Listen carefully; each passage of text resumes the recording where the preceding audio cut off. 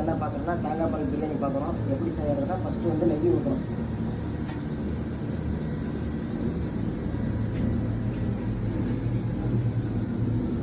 நெய் வந்து ஒரு 150 கிராம் ஊற்றுறோம் 5 கிலோ பிரியாணிக்கு.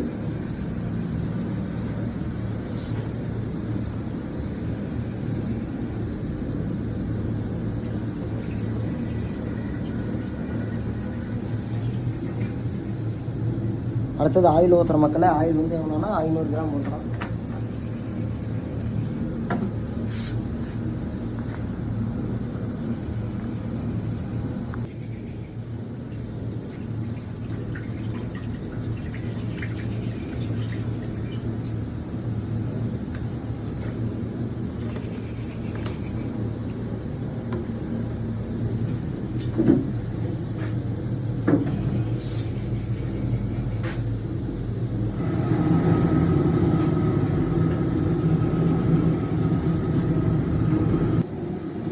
மக்களே பார்த்து வந்து என்ன பண்ணுறோன்னா நம்ம வந்து பச்சை மிளகா, அப்புறம் பிரியாணி இலை, அப்புறம் இது சீரகம், அப்புறமேட்டு வந்து அன்னாசி முக்கு, இதெல்லாம் வந்து 5 கிராம் போடுற மக்களே. பச்சை மிளகா வந்து ஒரு 15 to 20 மிளகா போடலாம்.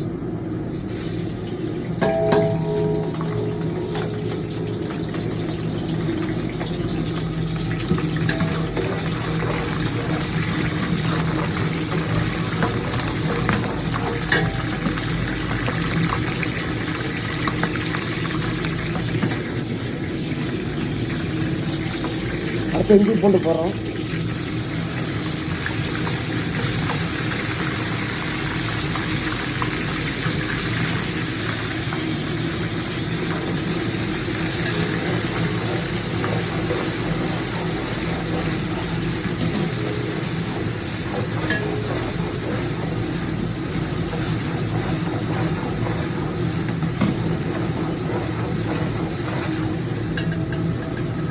அடுத்தது புதினா கொத்தமல்லி போடுறோம். புதினா வந்து 2 கட்டு, மல்லி வந்து 1 கட்டு போடுறோம்.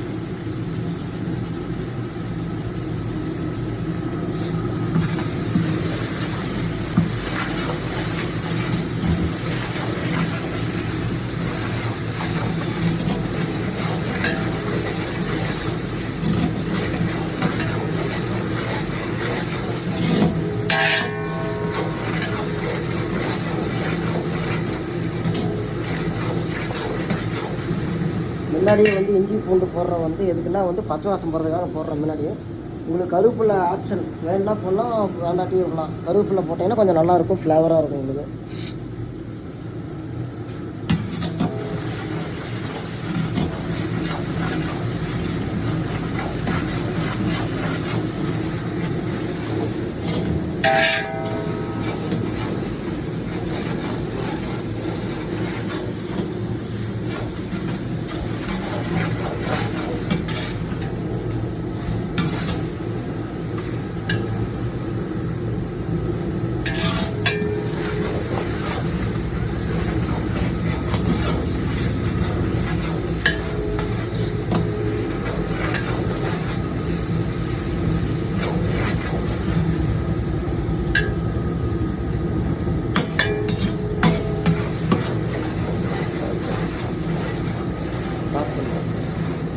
அப்புறம் வந்து வெங்காயம் வந்து 2 கிலோ ஆட் பண்ணுறோம் 5 கிலோ பிரியாணிக்கு.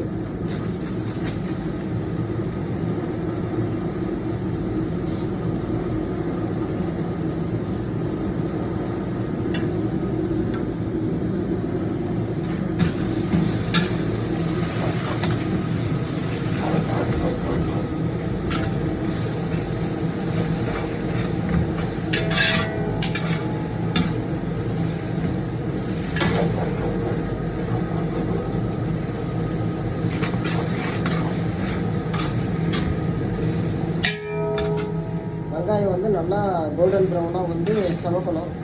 சமைந்தால் தான் டேஸ்ட்டு வரும். ஃபுல்லாகவே கோல்டன் ப்ரௌன் வர அளவுக்கு நல்லா ரோஸ்ட் பண்ணுங்க.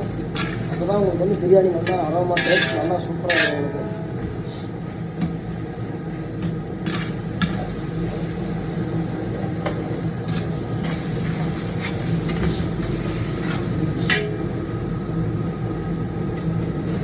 இது கோல்டன் ப்ரௌன் செவந்ததுக்கப்புறம் காமிக்கிற மக்களே எப்படின்னு பாருங்கள்.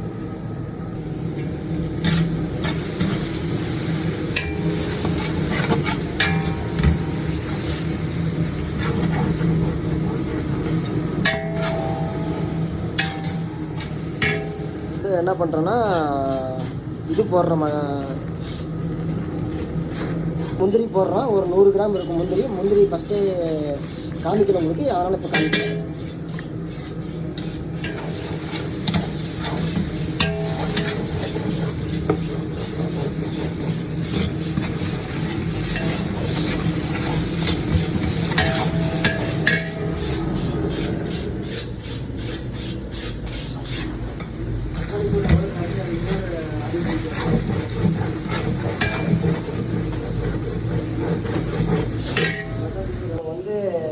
மிளகாத்தூள் போடுறோம். மிளகாத்தூள் வந்து ஒரு 500 கிராம் போடுறோம், 5 கிலோ பிரியாணி.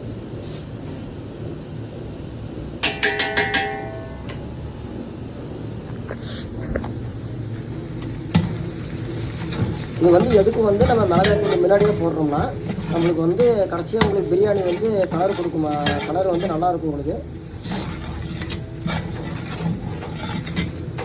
நீங்கள் கடைசியாக வந்து ஃபுட் கலர் வந்து ஆட் பண்ணணும்னு அவசியமே இல்லை, அதனால் வந்து நம்ம முன்னாடியே போட்டுறோம்.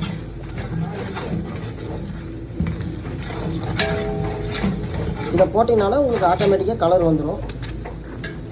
அடுத்து வந்து தக்காளி வந்து ஆட் பண்ணுறோம். தக்காளி வந்து 1 கிலோ போடுறோம் 5 கிலோ பிரியாணிக்கு.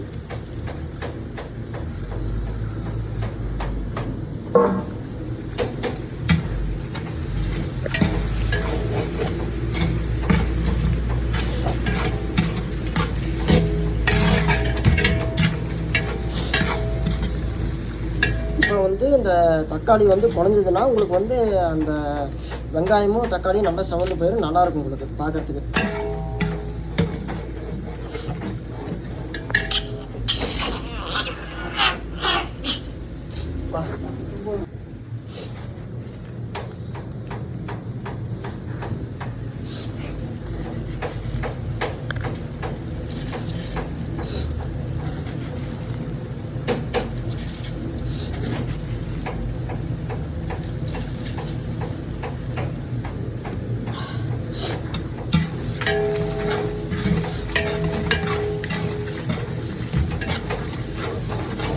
கொஞ்சம் ஆட் பண்ணிக்கலாம்.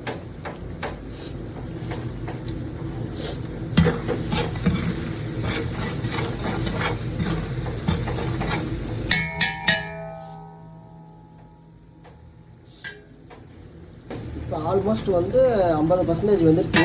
வெங்காயம் தக்காளி ஒரு 50% வந்ததுன்னா இது நல்லா இருக்கும் பார்க்குறதுக்கு.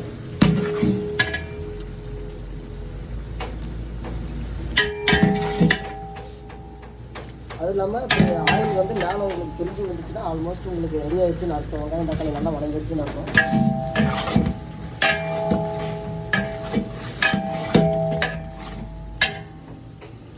ஆனால் வந்து கேரட்டு பீன்ஸு குடமிளகா போடுறோம். உங்களுக்கு ஆப்ஷன் வேணும்னா போட்டுக்கலாம், வேண்டாம்னா வெறும் தேங்காய் பால் ஊற்றி ரைஸ் போட்டு நீங்கள் பிரியாணி இது பண்ணிக்கலாம். நாங்கள் வந்து இதுக்காக போடுறோம், நல்லாயிருக்கும்.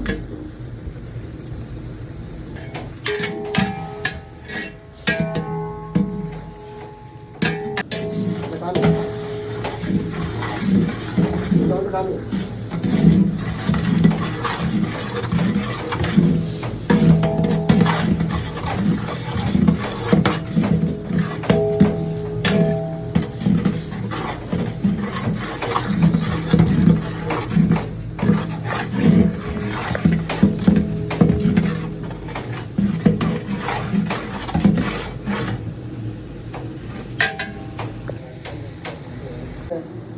என்ன பண்ணுறோம்னா தயிர் ஊற்றுறோம். தயிர் வந்து எவ்வளோன்னா ஒரு 300 ml ஊற்றுறோம்.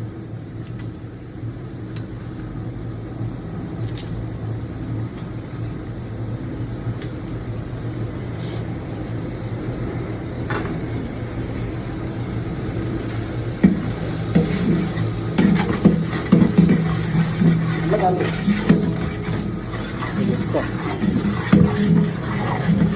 காமி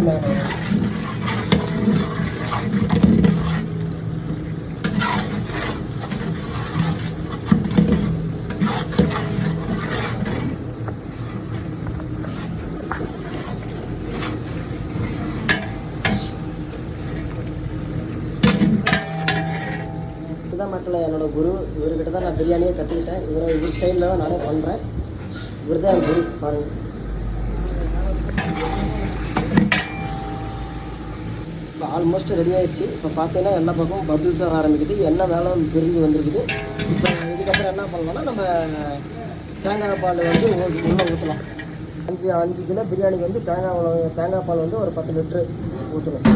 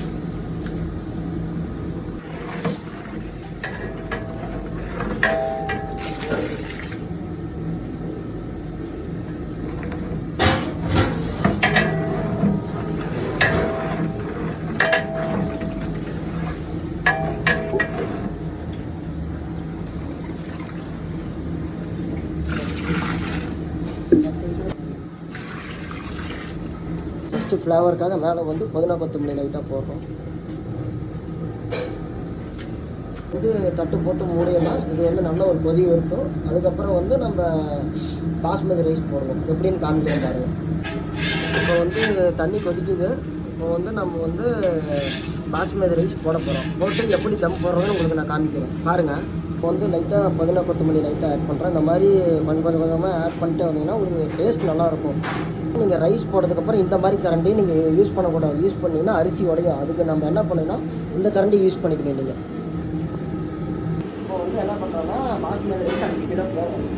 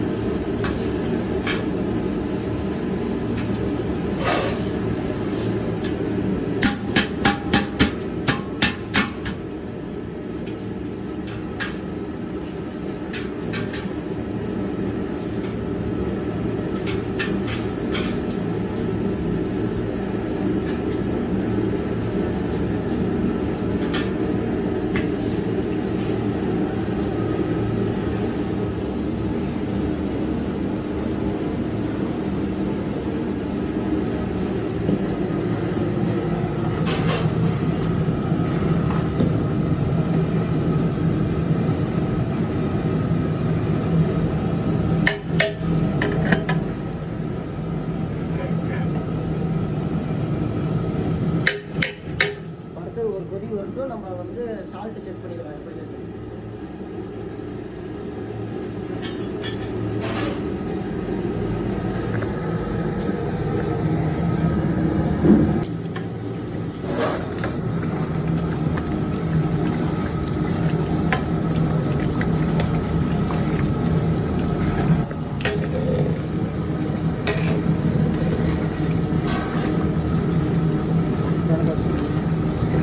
ஒரு 5 நிமிஷத்தில் தம் போட்டுடலாம். எப்படி போடுறதுன்னு பாருங்கள். ரைஸுக்கும் தண்ணிக்கு ஈவனாக இருக்கிறப்ப தம் போட்டோம்னா வந்து ஒரு 20 to 25 நிமிஷம் அப்படியே லோ ஃப்ளேமில் சிம்மில் வச்சு இது பண்ணிங்கன்னா கரெக்டாக இதாகும். தம் போட்டு உங்களுக்கு எப்படி கடைசியாக தம் உடைக்கிறேன்ட்டு பாருங்கள். வந்து கடைசியாக வந்து எலுமிச்சப்பழம் ஊற்றுறோம். எலுமிச்சப்பழம் ஊற்றினீங்கன்னா கடைசியாக வந்து உங்களுக்கு பொடி எதுக்கு கரெக்டாக இருக்கும். அடுத்தது மேலே வந்து கொத்தமல்லி புதினா போடுறோம்.